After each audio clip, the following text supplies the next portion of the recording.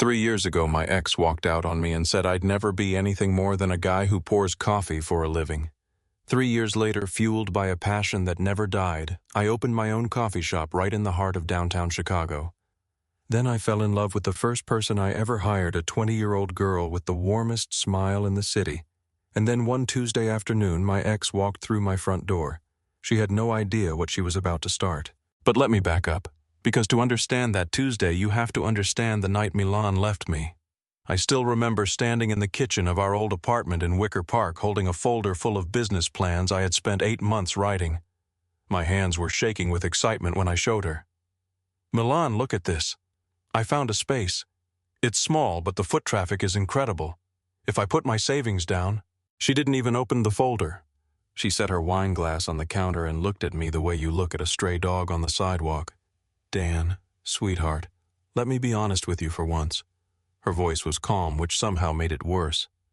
"Trevor asked me to move to the Gold Coast with him, and I said yes." My stomach dropped straight through the floor. "Trevor, your boss, Trevor. He's a managing partner, Dan. He drives a Porsche. He has a view of the lake." She picked her coat off the chair, and then she delivered the line that would live in my chest for 3 years. "You're 25 years old and you froth milk for strangers. You'll never be anything more than a guy who pours coffee for a living. I'm not going to grow old waiting for a dream that smells like espresso." The door clicked shut behind her. I stood in that kitchen until 2 in the morning, my throat burning, my eyes stinging, that folder still clutched against my ribs like a wound. Most people would have thrown the folder away. I taped it to my refrigerator. For 3 years I worked doubles. I poured coffee at a chain shop in the Loop by day and bussed tables at a steakhouse on Rush Street by night.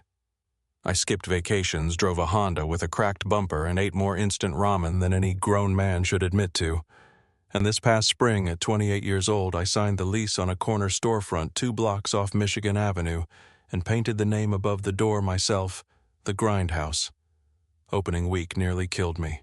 I was doing everything alone, brewing, ringing up orders, wiping tables, restocking cups, and by Friday morning I looked like a man who had lost a fight with his own dream. That was the morning the line stretched 12 people deep, the milk steamer was screaming, and a businessman at the register was tapping his card against the counter like a woodpecker. "Buddy, I've got a 9:30. Any chance I get this latte before lunch?" "Coming right up, sir, I promise." I called out, my heart-hammering sweat rolling down my back. And that's when the door chimed and she walked in. She was young jeans, a second-hand denim jacket, dark hair pulled into a ponytail, a printed resume in her hand. She took one look at the line, one look at my face, and instead of waiting her turn, she slipped behind the counter like she had worked there her whole life. "Whoa, hey, you can't be back here," I said. "You posted a help wanted ad, right?" She was already washing her hands at the sink, her chin nodding toward the paper taped in the window. "I'm Rachel Bennett. I'm here for the interview. This is the interview." She snapped a lid onto a cup, flashed a bright smile at the businessman, and slid his latte across the counter. "1 latte. So sorry for the wait, sir. The first sip's always worth it." The man blinked at her, then actually smiled. "Well, all right then." He dropped $2 in the tip jar. For the next 40 minutes we worked shoulder to shoulder in that cramped little bar space, and I swear she anticipated half of my movements before I made them. When I reached for the oat milk, it was already in my hand. When the register jammed, she cracked a joke that made 3 customers laugh out loud. "You've done this before," I said, ringing up the last customer of the rush. 2 years at a diner in Cicero, since I was 18. She wiped down the steamer wand, and for just a second something flickered behind her eyes. Something tired, something older than 20. "I need this job, Mr. Whitaker. I'm not going to pretend I don't." "It's Dan," I said. "Nobody calls me Mr. Whitaker. My landlord calls me worse." She laughed, and I have to tell you it was the kind of laugh that changes the temperature of a room. Warm, unguarded, real. I looked at the resume in her hand. I never even read it. "Can you start Monday?" Her eyes went wide, then glossy, and she pressed the back of her hand against them, laughing and blinking fast at the same time. Yes, absolutely. You will not regret this, Dan." She was right about one thing. I never regretted it, not for a single day. What I didn't know, what I couldn't have known, standing there in my espresso-stained apron shaking the hand of a 20-year-old girl from Cicero, was that I had just made the most important hire of my life. And somewhere across town in a glass tower with a view of the lake, the woman who once told me I'd never amount to anything had no idea that everything she'd walked away from was about to become everything she wanted back. Rachel started that Monday, and by Wednesday, I had learned 3 things about her. 1, she talked to customers like they were old friends she hadn't seen since high school. 2, she could carry 4 drinks, a pastry bag, and a conversation all at the same time without spilling any of them. And 3, the space behind my counter was built for 1 person and we were 2 people, and physics had opinions about that. "Behind you," she called, spinning past me with a tray of mugs. "Hot bar coming through?" I answered, sliding a cappuccino down the counter. "Dan, your elbow is in my ribs." "Your ribs are in my workspace." "Oh, I'm sorry, did you want me to serve drinks from the parking lot?" An older woman at the corner table by the window chuckled into her tea. She had been coming in every single morning since opening week. Silver hair pinned up neat, a paperback novel always the same order. Earl Grey, splash of honey, and 1 shortbread cookie that she claimed she was too old to feel guilty about. "You 2 bicker like my late husband and me," she said, turning a page without looking up. 41 years, best arguments of my life. "Mrs. I'm so sorry I never got your name," I said. "Lucille, just Lucille. Mrs. makes me feel like a schoolteacher." She peered at us over her reading glasses, and her eyes had a twinkle that made you feel like she knew the ending of a book you hadn't started reading yet. "This one's got quick hands, Dan. Don't let her get away." "I heard that, Lucille," Rachel sang out, cheeks going pink as she wiped the counter. "You're my favorite customer, you know." "I know, dear. I tip in wisdom." Thursday afternoon, Tony showed up with the bean delivery.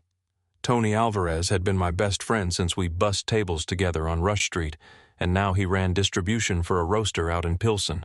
He hauled 2 burlap sacks through the back door, took 1 look at Rachel steaming milk, and his eyebrows went up so fast I thought they'd leave his face. He dragged me into the back room by my apron strings. "Okay, who is that?" he whispered, grinning like a kid at Christmas. "That's Rachel. She works here. Keep your voice down." "She works here? Since when?" "Since Monday. And you didn't call me Dan. Daniel, brother." He clapped both hands on my shoulders and shook me. "You hired a girl who smiles like that, and you're standing back here pretending you only care about pour-over ratios." My face went hot. "She's my employee, Tony. She's 20. It's not we're not. She needed a job, and she's great at it. End of story." "Uh-huh." He grabbed a sack of beans and hoisted it onto the shelf. "You know you said end of story the exact same way you used to say I'm over Milan. All chin, no eyes. Get out of my stockroom. It's a closet, Danny. Dream big." He laughed all the way out the back door. But here's the thing I didn't say to Tony because I could barely say it to myself. Working next to Rachel didn't feel like working. The morning rush used to feel like a boxing match. Now it felt like a dance I somehow already knew the steps to. She laughed at my worst jokes, genuinely laughed, eyes crinkling, 1 hand slapping the counter. And when a customer got rude with her on Friday, some guy barking about his order being wrong when he had read the menu wrong, she just smiled and remade the drink. But I saw her hands tremble the tiniest bit afterward, and something in my chest flared up hot and protective before I even understood what it was. "Hey!" I bumped her shoulder with mine after the guy left. "You okay?" "Totally fine." Her voice was bright, but her eyes were shiny at the edges. "People have bad days. Doesn't mean I have to catch one. You know you're allowed to have a bad day too, right?" She looked up at me, then a little surprised, like kindness was a coin she wasn't used to finding in her pocket. "Thanks, boss," she said quietly, and the smile that came after was different from her customer smile. Smaller, realer. It did something to my pulse that I chose not to examine. Saturday evening closing time. The last customer had shuffled out, the streetlights were flickering on along the avenue, and the whole shop glowed amber and quiet. Frank Sinatra was playing low on the speaker because Rachel had declared on day 2 that closing hours were Sinatra hours, and I had lost that argument without ever fighting it. We were restocking side by side. I reached for the bottle of vanilla syrup on the high shelf at the exact moment she reached to hand it to me, because of course she already knew what I needed, she always knew, and her fingers closed around the bottle a half second before mine closed around hers. Neither of us moved. Her hand was warm under my hand. The espresso machine hissed softly behind us. Sinatra was singing something about the way you look tonight, and my heart was suddenly pounding so hard I was sure she could hear it over the music. Rachel said, and her voice came out about half an octave higher than usual. Her cheeks had gone full crimson. Vanilla. Vanilla, I repeated like a genius. She pulled her hand back and busied herself with the napkin dispenser, laughing a nervous little laugh, tucking a loose strand of hair behind her ear 3 times, even though it wasn't loose anymore. And I stood there holding a bottle of syrup like it was made of gold, thinking one very clear, very dangerous thought. I am in so much trouble. By the end of Rachel's 2nd week, the regulars had started calling us the duet. It was Lucille who coined it. She watched us handle a Tuesday rush, me pulling shots while Rachel worked the register. The two of us trading cups and lids and half-sentences without a single collision, and when the line finally cleared, she raised her teacup like she was giving a toast. You know what you two are, a duet. 1 instrument, 2 hands. We're just fast, Lucille, I said, but I was grinning. Sweetheart, I've been watching people my whole life. Fast is fast. What you two have is rhythm. That's rarer than you think. She wasn't wrong. It had gotten almost spooky. I'd open my mouth to ask for the almond milk, and it would already be sailing into my hand. Rachel would turn to grab a large cup, and I'd already be holding one out. One afternoon, a customer asked for something complicated: half-calf oat milk, extra hot 2 pumps, sugar-free caramel, and Rachel and I moved around each other like water, and when I slid the finished drink across the bar, we both said, "Enjoy," at the exact same time in the exact same tone, and the customer actually applauded. Okay, that was weird. Rachel laughed, her whole face lighting up. Are we sharing a brain now because I want it on record that it's my brain and you're just borrowing it? Your brain thinks pineapple belongs on pizza. I want a different brain. Take that back. Never. The lakefront thing started by accident. One evening after close, we both walked out the front door at the same time, and it turned out we caught the same bus north. Except the evening was one of those perfect Chicago September evenings, gold light, soft wind off the water, and when we passed the entrance to the park by the lake, Rachel slowed down. You ever just sit out there? She asked, nodding toward the water. After work. Honestly, I haven't sat down since April. Okay, that's a medical emergency. She grabbed my sleeve and tugged. Come on, boss. Doctor's orders. I know a bench. She did know a bench. A green one up on the little rise past the harbor with the whole skyline stacked up behind the sailboats. We picked up 2 hot dogs from a cart on the way. She insisted on paying for her own, wouldn't even let me argue, and we sat there eating as the sky went from gold to pink to purple. It became our thing. Not every night. But 2-3 evenings a week we'd close the shop, catch the light, and end up on that bench with hot dogs or tacos, or one glorious Friday an entire deep dish pizza that we absolutely did not finish. I'm claiming this bench, Rachel announced one evening, patting the armrest. This is our VIP table now. Best table in Chicago. No reservation needed, never loses our spot. The VIP table has bird droppings on the far end. Every 5-star place has flaws, Daniel. The lake view makes up for it. It was on that bench maybe our 4th or 5th evening out there that she told me about Cicero. I had asked something small, just why she'd left the diner, and she got quiet for a second, picking at the label on her lemonade bottle. When she spoke, her voice was softer than I'd ever heard it. The diner cut everyone's hours in January, and I've got okay. She took a breath, and her fingers were fidgeting, twisting the bottle cap around and around. My dad hurt his back 3 years ago. Warehouse job, forklift accident. The settlement money ran out fast, and workers' comp only covers part of his old wages, so it's basically me and my mom holding it together. She cleans offices downtown at night. I work days. My little brother's 14, and he thinks money grows in the mailbox. She laughed, but her eyes were wet, shining in the fading light. Your help wanted sign said competitive pay. I stood outside your window for 10 minutes doing math on my phone before I walked in. My chest ached so hard I had to look at the water for a second. 20 years old, carrying half a household on her back and still walking into my shop every morning like sunshine owed her rent. Rachel, why didn't you tell me I could have? Nope. She pointed the lemonade bottle at me, chin up, even as she blinked hard and wiped the corner of her eye with her wrist. This is exactly why I don't tell people. You're making the face. The sad puppy face. Stop the face. There's no face. There's a whole face, Dan. But she was laughing now, watery and real, and she bumped her shoulder into mine. I'm not telling you this so you'll feel sorry for me.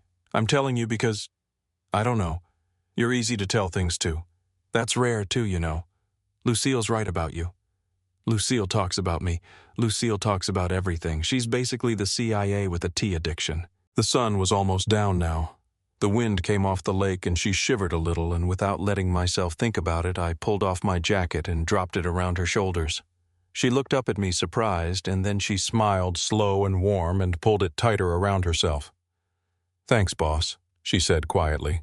And right there, with the skyline lighting up behind her and my jacket swallowing her shoulders and mustard on her sleeve from the hot dog, she laughed at something a seagull did, this bright, unguarded, head-tilted back laugh, and my heart made a decision without consulting me at all. I wasn't falling for her. I had already fallen, completely, helplessly, and I had absolutely no idea what I was going to do about it. For the next week, I was a mess. I burned 2 batches of cold brew. I rang up a bagel as $42. I wrote Rachel on a cup for a customer named Mark. And every single time she laughed across the counter, my heart slammed against my ribs like it was trying to file a complaint. So Thursday night after close, I did what any grown man in crisis does. I called my little sister. Emma picked up on the second ring from her apartment in Milwaukee. "Let me guess. The espresso machine died and you need money." "What? No. The machine's fine. I'm fine. Everything's fine." There was a pause, and then I could actually hear her sitting up. "Oh my God. You met someone." "How do you?" I said one sentence, Emma. "You said fine 3 times, Danny. 3 fines means a girl. Who is she? Talk fast." I paced my empty shop with the phone against my ear, and it all came pouring out. The interview during the morning rush, the vanilla syrup, the bench by the lake, the way she carried her whole family at 20 and still handed out warmth like free samples. Emma was quiet for a moment. When she spoke again, the teasing was gone from her voice. "Danny, do you know how you sound right now? Insane." "Happy? You sound happy. I haven't heard you sound like this since before Milan wrecked you." She let that sit for a second, and my throat went tight. "So what's the problem?" "The problem is she works for me. The problem is she's 20 and I'm 28. The problem is if I say something and she doesn't feel the same way, I lose the best barista in Chicago, and she loses a job her family needs. There are like 9 problems, Emma." "Okay, counterpoint." I could hear her holding up a finger through the phone. "Does she stay after close when she doesn't have to?" I glanced at the little whiteboard by the register where Rachel had drawn a cartoon of me frowning at a burnt shot with the caption, "The artist suffers." "Sometimes." "Does she laugh at your jokes?" "Your actual jokes, Danny. Your jokes are terrible." "Hey, and yes." "Then you tell her the truth, and you tell her the job is safe no matter what she says. You put the power in her hands. That's it. That's the whole move." Her voice softened. 3 years ago, somebody made you feel like you weren't worth choosing. Don't you dare do that to yourself for her." I stopped pacing. My eyes were stinging, and I was smiling at the same time, which is a ridiculous combination. "When did you get smart?" "I was born smart. You were busy learning latte art. Go get her, Danny." Friday, I chickened out. Saturday, I chickened out twice. But Sunday evening, the universe cornered me. The last customer left at 6. Golden light was pouring through the front windows, turning the whole shop amber. Rachel was stacking chairs and humming along to Sinatra My Jacket, which she had never returned, and which I had never once asked for, hanging off the back of a stool where she always draped it. My heart was pounding so hard my hands were actually trembling, so I did the only thing I knew how to do. I made her a drink. Her drink, the one she always made herself after close, a honey lavender latte she called Employee Benefits. I pulled the shot, steamed the milk, and then with a Sharpie in a hand that would not hold still, I wrote on the side of the cup the way I'd written 1,000 orders. Order for Rachel, 1X honey lavender latte. Notes. The owner is completely in love with you. Job is safe either way. No pressure. But he had to tell you. I set it on the counter. Order up, I called, and my voice cracked on the second word like I was 14 years old. She came over laughing. Since when do you make my... She saw the writing. She stopped. I watched her read it. I watched her lips move slightly over the words. The shop was so quiet I could hear the espresso machine ticking as it cooled, and I genuinely could not feel my legs. Rachel, if this is too much, we can pretend the cup never... Shut up. She looked up. Her face had gone completely red, forehead, cheeks, ears, all of it, and she was biting her bottom lip so hard I thought she'd draw blood. Her hands were gripping the cup like it was the only solid thing left in the room. Shut up and do not finish that sentence, Dan Whitaker. Is that a good shut up or a bad shut up? She set the cup down very carefully. She placed both palms flat on the counter, took one deep breath, and then a grin broke across her face so wide and so bright that it could have powered every streetlight in downtown Chicago. "I have been putting my name on the schedule next to yours for a month just to see them together," she said, her voice shaking not from sadness, from excitement, from the sheer overwhelm of something good actually landing in her lap. "Ask Lucille. She figured it out in like week 2. She's been torturing me about it every single morning. Every single morning. Wait, Lucille knows. Lucille knows everything, Dan. She's basically the FBI with a tea addiction. She told me last Tuesday, and I quote, 'If that boy doesn't ask you out soon, I'm going to write it on his tip jar myself.'" I burst out laughing, the kind of full-body, tension-breaking laugh that hits you when you've been holding your breath for a week. She started laughing too, and then I came around the counter and she grabbed 2 fistfuls of my apron and pulled me toward her. "Just so we're absolutely clear." She whispered her forehead against mine, grinning so hard her eyes were practically closed, her cheeks flushed warm, her heart beating so fast I could feel it through the apron. "This is a very, very good shut up." I kissed her with the last of the sunset pouring in through the windows and Sinatra playing and both of us smiling too much to do it properly and not caring at all. When we finally pulled apart, she picked up the cup, held it against her chest like a trophy, and pointed at me. "I'm keeping this forever. Do you understand me? This cup is going on a shelf. This cup has retirement benefits. It's a paper cup, Rachel. It'll decompose. Then I'll laminate it. Don't test me." I leaned against the counter, my whole body buzzing, my face aching from smiling, and I watched her snap a photo of the cup with her phone, angling it 17 different ways to get the light right. And somewhere out there across town in a glass tower by the lake, a woman I hadn't spoken to in 3 years was about to hear a rumor about a thriving little coffee shop called the Grindhouse, and the name of the man who owned it. Dating Rachel Bennett was like discovering a song I didn't know I'd been humming my whole life. Every morning she arrived 15 minutes before open, tied her apron with that little double knot she always did, and made me a drink. Not just any drink, a cortado with cinnamon and brown sugar served in the smallest cup we owned with a tiny heart drawn in the foam that she pretended wasn't there. "I don't draw hearts," she said the first time I pointed it out. "That is literally a heart, Rachel. It's a leaf, it's latte art, it's abstract. It has 2 bumps on top and a point at the bottom. That's a heart in every country on earth. Drink your leaf, Dan." But every morning the heart was there, and every morning I drank it slow. The regulars figured us out in about 48 hours. A guy named Pete, who ordered the same black drip every day at 7:15, took one look at us behind the counter and said finally, like he'd been holding his breath for a month.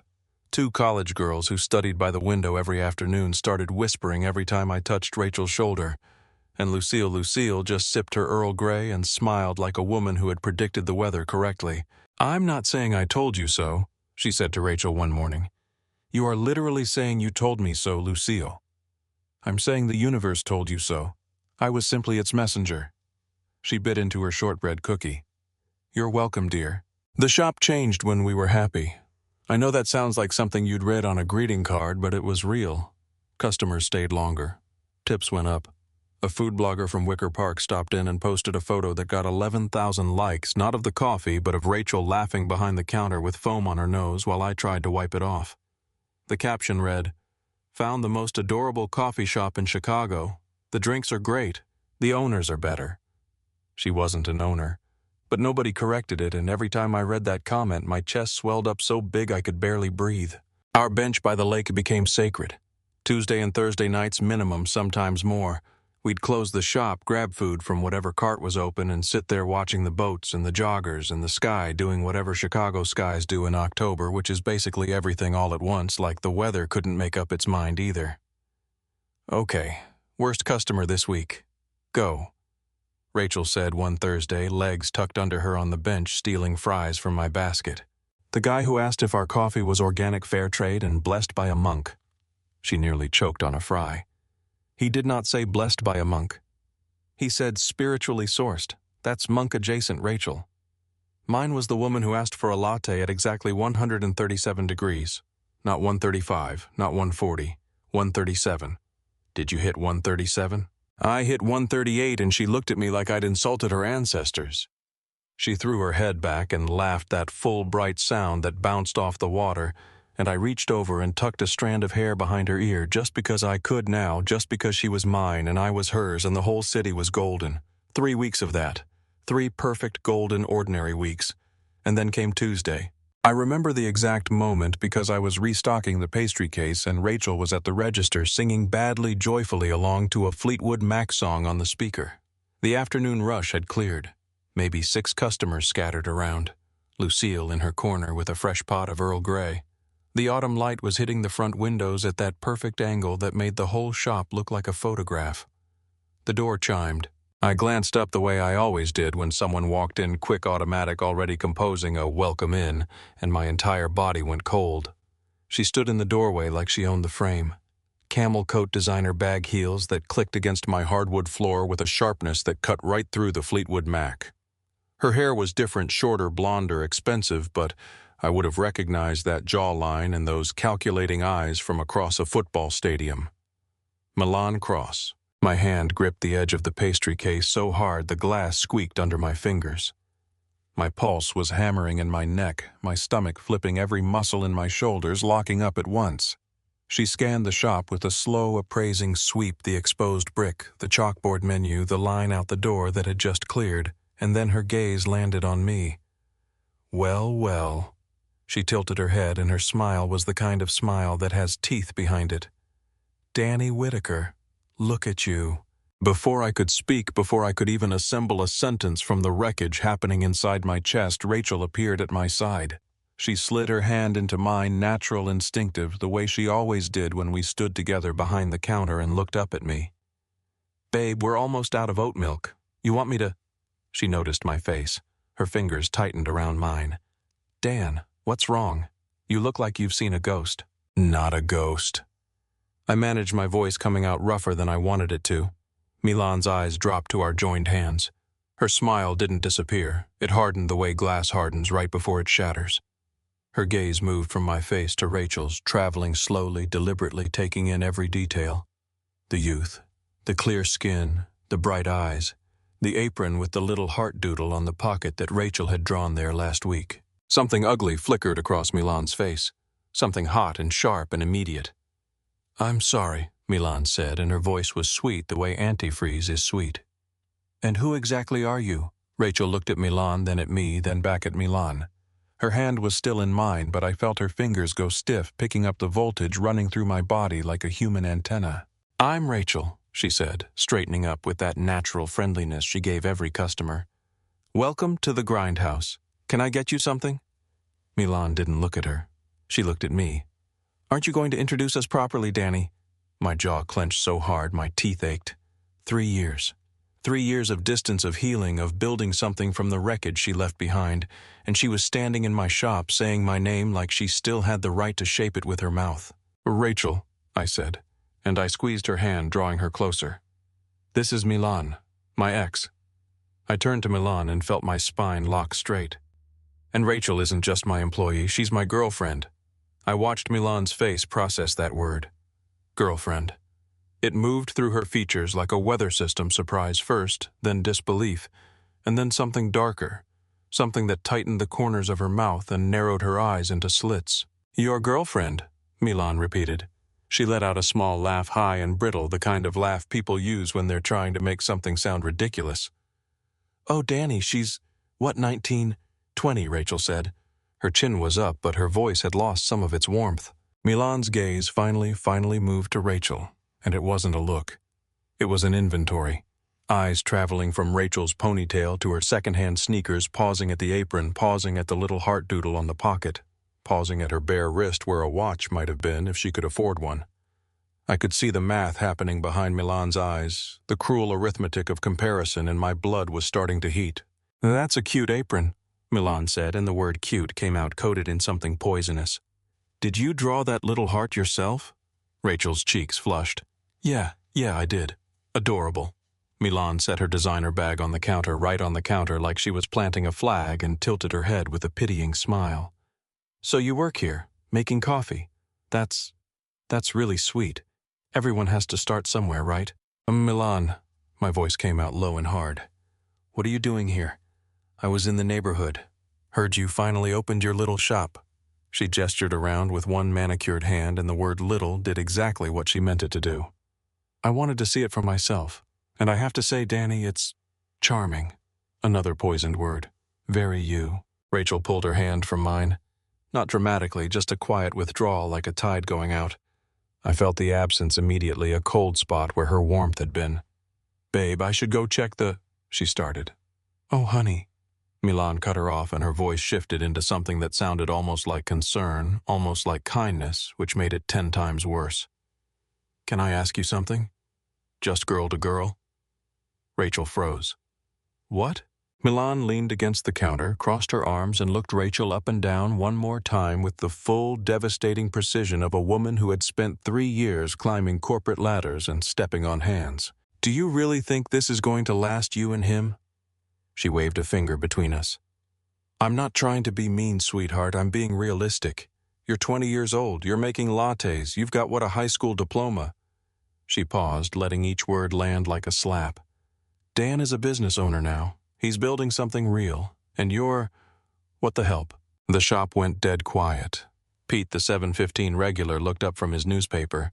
The 2 college girls by the window stopped typing. And in the corner, Lucille set her teacup down very slowly, her eyes sharp as broken glass behind her reading glasses. Rachel's face had gone white, not red-white. All the blood had drained straight out of her cheeks, and her bottom lip was trembling hard, and her eyes were filling so fast she couldn't blink it back. I'm not, Rachel started, but her voice cracked in half. Because I've been where you are, Milan continued, smooth and relentless and utterly merciless. Trust me. Men like Dan don't end up with girls like you. They grow out of you. It's just how it works. You're a chapter. You're not the book. A tear broke free and ran down Rachel's cheek. Then another. Her hands were shaking at her sides, fingers curling into fists, and I could see her whole body fighting to stay fighting to speak, fighting to be the strong girl from Cicero who never let anyone see her break. She lost the fight. A sob tore out of her chest. Raw, wounded, the sound of someone being hit in the exact spot they were already bruised, and she ripped her apron off, threw it on the counter, and ran. Straight past me, straight past Lucille, straight through the front door and out onto the sidewalk and gone. The door chimed shut behind her, and the little bell sound, that cheerful, innocent little sound, rang through the shop like a gunshot. Every customer was staring. Pete had his coffee frozen halfway to his mouth. The college girls looked horrified. And Lucille was gripping the edge of her table with both hands, her knuckles white, her lips pressed into a thin, furious line, her eyes locked on Milan with a look that could have stripped paint off a wall. Milan examined her nails. Well, that was dramatic. I turned to face her. My hands were shaking, not from fear, not from sadness, from a fury so hot and so deep that my vision had gone sharp at the edges, every detail in the room rendered in high definition. Every sound amplified, my pulse roaring in my ears like a freight train. You have 30 seconds, I said, and my voice came from somewhere I didn't recognize, to hear exactly what I think of you. Milan raised one eyebrow, completely unbothered, like a woman watching a movie she had already predicted the ending to. Danny, come on. Don't make a scene. I was just being honest with the girl. Someone had to... Honest. The word came out of me like a blade. I stepped toward her and my whole body was vibrating, my fists clenched so tight my knuckles had gone bone white. You want to talk about honest, Milan, okay? Let's be honest. Let's be honest for the first time in 3 years. Her smile faltered. Just a fraction. You walked into my kitchen on a Thursday night, I said, my voice rising raw, shaking with 3 years of swallowed fire. I was holding the business plan I'd spent 8 months writing. 8 months, Milan. I hadn't taken a single day off. I was so excited my hands were trembling, and you looked at me like I was dirt on your shoe and told me I'd never be anything more than a guy who pours coffee. Dan, that was... I'm not finished. My voice cracked across the shop like a whip. Pete flinched in his seat. The college girls gripped each other's arms. You left me for a man with a Porsche and a lake view. You walked out that door, and do you know what you left behind? You left behind a man who loved you so much he couldn't eat for 2 weeks. A man who sat on his kitchen floor at 3 a.m. staring at a business plan that you made him feel ashamed of. You didn't just break my heart, Milan. You made me feel like my dream was a joke. Her jaw tightened, her arms uncrossed. For the first time since she had walked through my door, she didn't look like she was performing. And now Now you walk into the shop that I built with these hands. I held them up and they were shaking violently. The shop you said would never exist, and you look at the most incredible person I have ever met and you call her the help. My voice broke on those last two words, not from weakness, from the sheer, overwhelming force of the fury pouring through me. My eyes were burning, my chest heaving, every breath coming in short and ragged. Rachel Bennett is worth 10 of you. I jabbed my finger toward the door Rachel had just run through, and I could feel tears pressing at the backs of my eyes, hot and furious. She works harder than anyone I've ever known. She carries her entire family on her back, and she still walks in here every morning and makes this place brighter just by being in it. She is kind and she is brave, and she treats me like I matter, not because of what I own, not because of what I drive, but because of who I am. I took one more step toward Milan, close enough to see the mascara line at the edge of her lashes, close enough to watch the blood drain from her perfectly contoured face. You threw me away like garbage for a man with a bigger bank account. The trust I had for you, you crushed it 3 years ago. You stomped on it and you walked away in your expensive shoes, and you never once looked back. My voice dropped low, trembling, each word deliberate and devastating. You are the ugliest person I have ever met, Milan, and I don't mean your face. I mean everything underneath it. The shop was so still you could hear the espresso machine dripping. Milan's chin was quivering. Her eyes were glassy, her nostrils flared, her hands clutching her designer bag against her stomach like a shield. She opened her mouth, closed it, opened it again. Danny, get out of my shop. I pointed at the door, and my arm was steady even though the rest of me was falling apart. Get out and don't come back. You have no power here. You have no place here. And you have absolutely no right to make the woman I love feel small. Milan stared at me for 3 heartbeats. Then she snatched her bag off the counter, turned on her heel, and walked out. The door chimed behind her, that same innocent little bell, and through the window I watched her heels click fast down the sidewalk. Her head ducked, her shoulders hunched. Nothing like the woman who had strutted in 5 minutes ago. My knees buckled. I grabbed the counter with both hands and leaned into it, gulping air, my whole body trembling in the aftermath. From her corner table, Lucille had not moved. Her teacup sat untouched. Her novel lay closed. Her eyes were fixed on me with an expression I had never seen on her face before, fierce and tender at the same time, like a grandmother watching her grandson do something that broke her heart and made her proud in the same breath. My phone was already in my hand. I called Rachel. 1 ring, 2 rings, 3. Voicemail. I typed a text, fingers fumbling. Rachel, please pick up. Please, she's gone. I need to talk to you. Nothing. No typing dots, no read receipt. Nothing. I called again. Voicemail. Again. Voicemail. My heart was pounding so hard I could feel it in my teeth. The door chimed. A group of 4 walked in laughing, already scanning the menu board. Behind them 2 more, then 3 more. The 5 o'clock wave, the busiest 45 minutes of every afternoon, was crashing in, and I was standing behind my counter completely alone for the first time since Rachel's first day. Welcome to the grindhouse, I heard myself say, and my voice sounded like it belonged to someone else. What can I get you? For the next 2 hours, I made drinks, wiped counters, forced smiles, and checked my phone between every single order. Text after text after text, each one more desperate than the last. Rachel, I'm so sorry. Please just tell me you're safe. Nothing she said was true, none of it.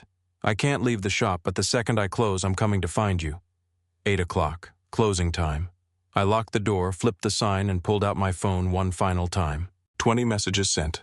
0 replies. I pressed my forehead against the cold glass of the front door and squeezed my eyes shut, and the pain in my chest was so sharp and so deep that for a moment I couldn't breathe at all. Outside, the streetlights of downtown Chicago blurred through the glass, and the shop behind me had never felt so empty. The next day was the longest day of my life. I opened the shop at 7. I made drinks. I smiled at customers. I did everything a functioning human being does, and none of it was real. My body was behind the counter, but my mind was 20 miles south in Cicero, imagining Rachel sitting alone in a room somewhere, replaying every word Milan had carved into her. I checked my phone between every order. Nothing. I called twice during my lunch break. Straight to voicemail both times. By 4 o'clock, my hands were shaking so badly I couldn't pour a clean shot. At 8, I locked the door, ripped off my apron, and drove south. Cicero at night looked exactly the way Rachel had once described it to me on our bench, tired but honest.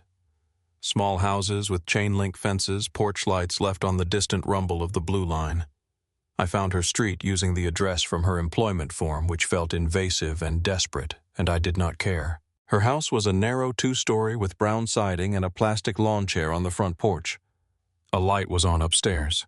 I parked across the street, gripped the steering wheel, and tried to figure out what to say to a girl who had run from me because she believed she wasn't enough.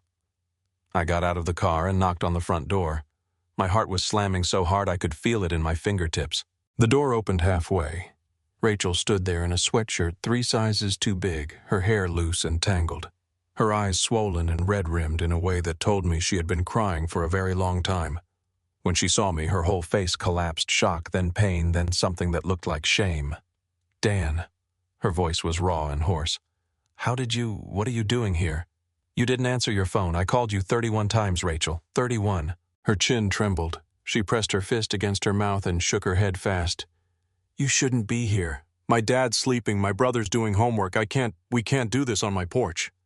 "Then come sit in my car. 5 minutes. That's all I'm asking."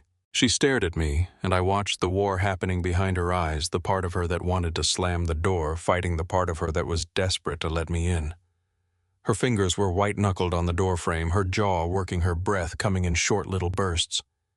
5 minutes, she whispered. She grabbed a pair of shoes by the door and followed me across the street in her socks and sweatshirt arms wrapped around herself like she was trying to hold her own body together. We sat in my Honda with the cracked bumper and the engine off and the dashboard dark. The streetlight above us cast everything in pale orange. Rachel pressed herself against the passenger door as far from me as the small car allowed and stared straight ahead through the windshield. "Rachel, she was right." Her voice came out flat, emptied of everything. Everything she said was right. I'm 20 years old, I make lattes, I don't have a degree, I don't have savings. I've got a dad who can't work and a mom who cleans offices at midnight and a little brother who needs braces we can't afford. Her hands were twisting in her lap, ringing and ringing. "You own a business, Dan. You're building something real. And I'm the girl you hired because she showed up on the right day. That is not—" "It is, Dan." She turned to face me, and her eyes were flooding, tears streaming down her cheeks, her whole face crumpling. "Do you know what it felt like standing in your shop, hearing her say those things, and knowing that part of it was true? I am the help. I am just a girl from Cicero who got lucky. And one day you're going to wake up and realize that you could have someone like her, someone with a career and a degree and clothes that don't come from a thrift store, and I'm going to be the girl you feel bad about leaving behind." Her voice shattered on the last word. She buried her face in her hands and sobbed deep, jagged, body-shaking sobs that filled the entire car and ripped my chest wide open. "Rachel, look at me." I reached for her hand. She pulled away. I reached again gently, and this time she let me take it. Her fingers were ice-cold and trembling. "Listen to me, please. I need you to hear this." She looked up, mascara streaked down her face, lips, quivering eyes, so wounded and so young that my throat closed up and I had to fight through it to speak. 3 years ago, I was with a woman who had a career and a degree and clothes that didn't come from a thrift store. I said, my voice breaking and rebuilding with every sentence. And she looked at my dream and called it pathetic. She looked at my heart and decided it wasn't worth keeping. She had everything the world says is supposed to matter, and she was the cruelest person I've ever known. I squeezed her hand tighter, my own eyes burning tears blurring the orange streetlight into a smear. "And then you walked into my shop on the busiest morning of my life and started helping before I even asked. You draw hearts on my coffee every morning. You named a park bench our VIP table.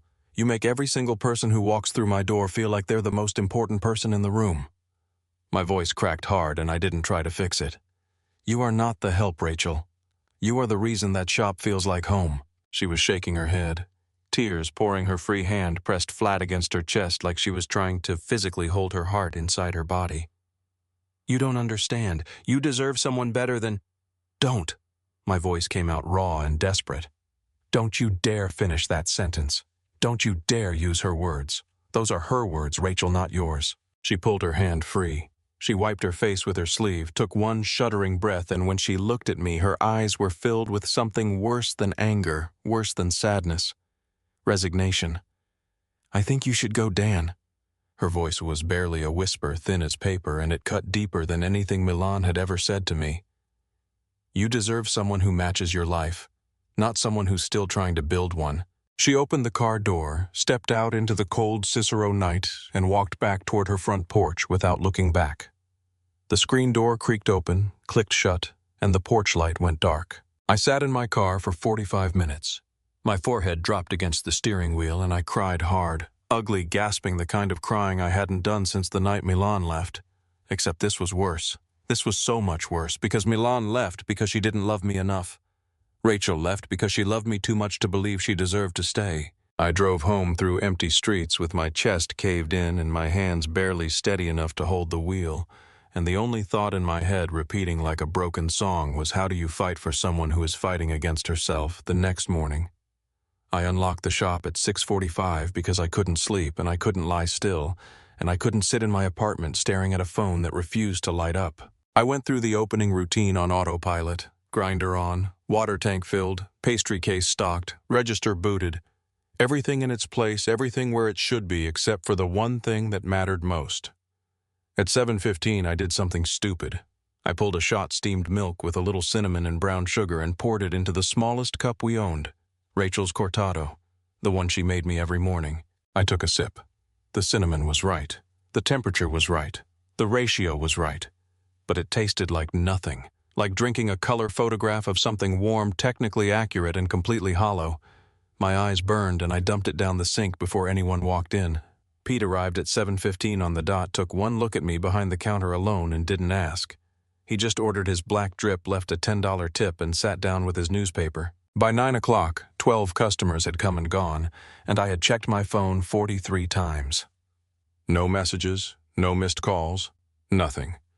And then I noticed something else. Lucille's chair was empty. She had been here every single morning since opening week. Every morning.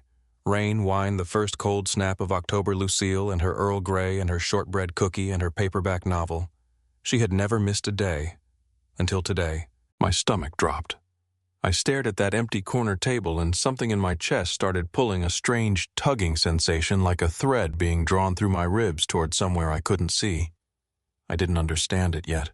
I wouldn't understand it until much later when Rachel told me everything. Here's what happened, and I'm telling it to you the way Rachel told it to me weeks afterward, sitting on our bench with her head on my shoulder and the first snow of the year drifting down over the lake. That morning, Rachel didn't go to work. She got dressed, walked out the front door, and Cicero took the blue line north and got off 3 stops past our shop. She walked to the park. She walked to our bench, the green one on the little rise past the harbor, the VIP table, best table in Chicago, no reservation needed. And she sat down in the cold October air and pulled her jacket tight around her and stared at the water. She wasn't crying anymore. She had run out of tears somewhere around 4 in the morning.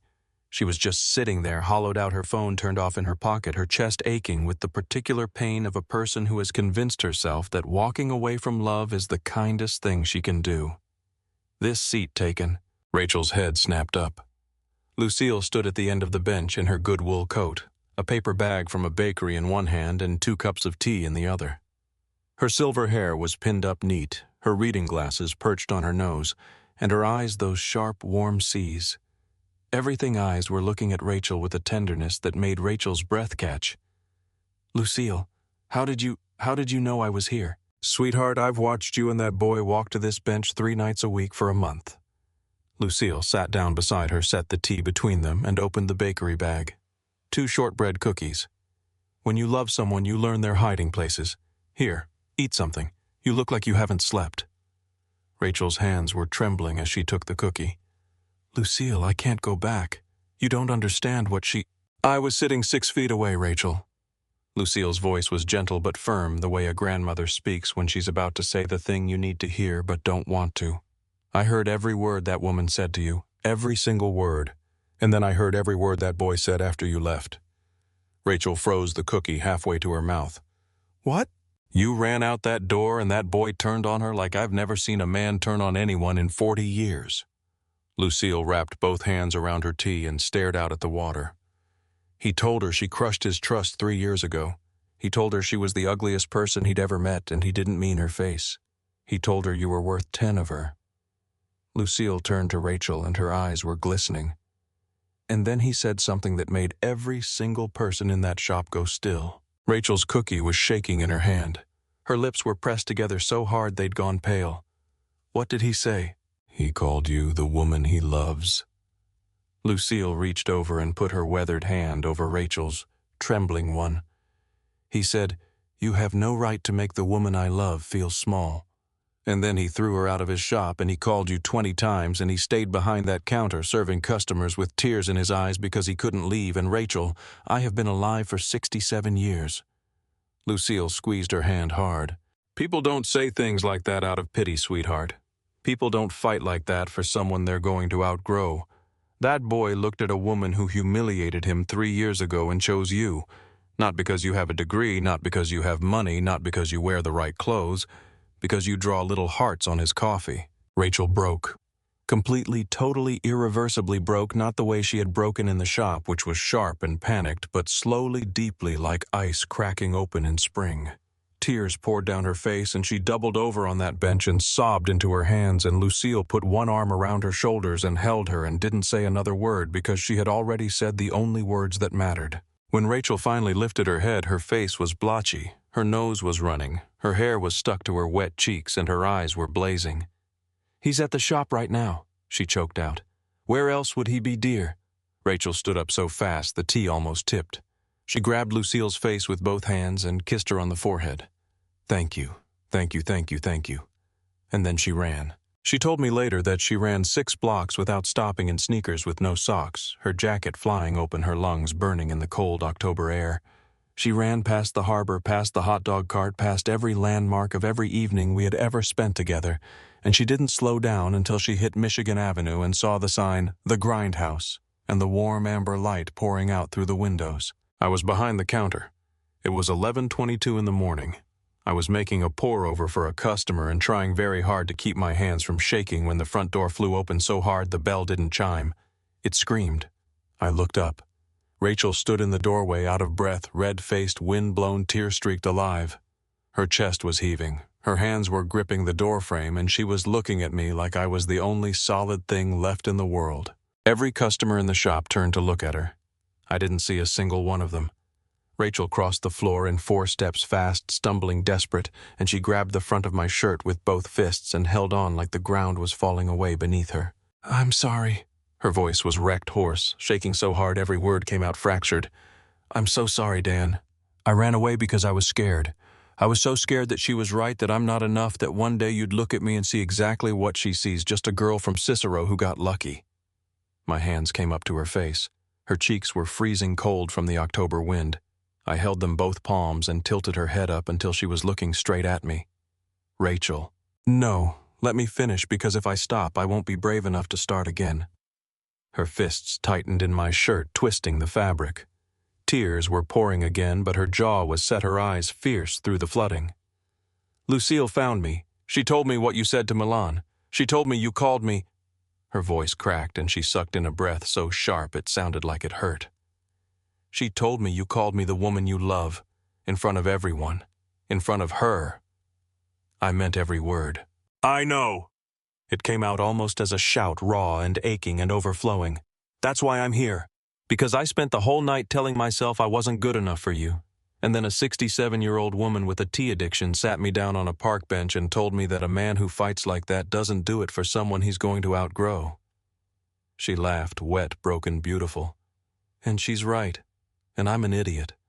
And I love you so much it makes my chest hurt, and I'm sorry I ran, and please, please don't let me be too late." I pulled her in and kissed her forehead, and my own tears were falling now, hot and fast, running into her hair. "You could never be too late," I whispered against her skin. "I would have waited at that counter every single morning for the rest of my life." She grabbed my face and kissed me hard, desperate, tasting like salt and cold air and shortbread cookies from Lucille's bakery bag. And behind us, someone started clapping. It was Pete. 7:15. Pete, with his black drip and his newspaper, standing up at his table, clapping his big, rough hands together with tears rolling straight down into his beard.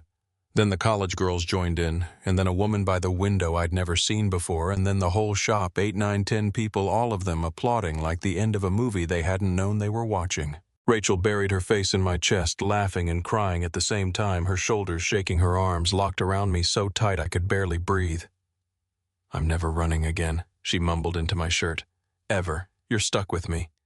"Good," I said, my voice thick and cracking, "because I'm out of gas money for Cicero." She laughed so hard she hiccuped, and I held her right there in the middle of my little coffee shop with the morning light pouring in and a room full of strangers wiping their eyes, and my heart had never been so full and so certain and so absolutely completely home. If this story has meant something to you, if you've ever fought your way back to someone you almost lost, share this with someone who needs to hear it today. And now let me show you what happened next.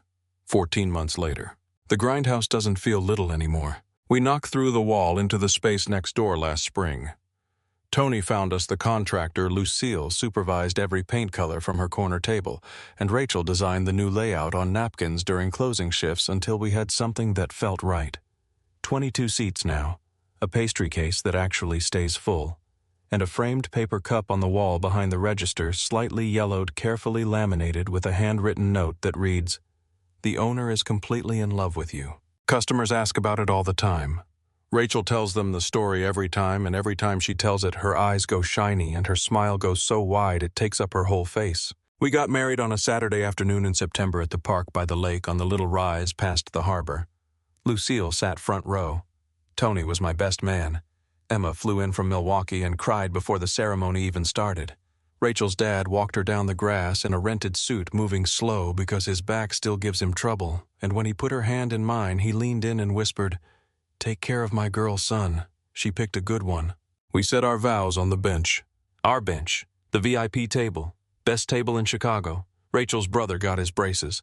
Her mom cut her night shifts down to 3 a week, and Rachel, my wife, my partner behind the counter and beside the lake and in every single room that matters, started taking business courses at community college on Tuesday and Thursday mornings. "I'm going to run this place properly," she told me once, flipping through a textbook at the kitchen table with a highlighter between her teeth. "Like with spreadsheets and everything." "You already run this place, Rachel. You've been running it since day one." "Yeah, but now I'm going to run it with math, Dan. Fear me." Now I want to tell you one more thing. Tony stopped by the shop on a Thursday afternoon about 6 months after all of it.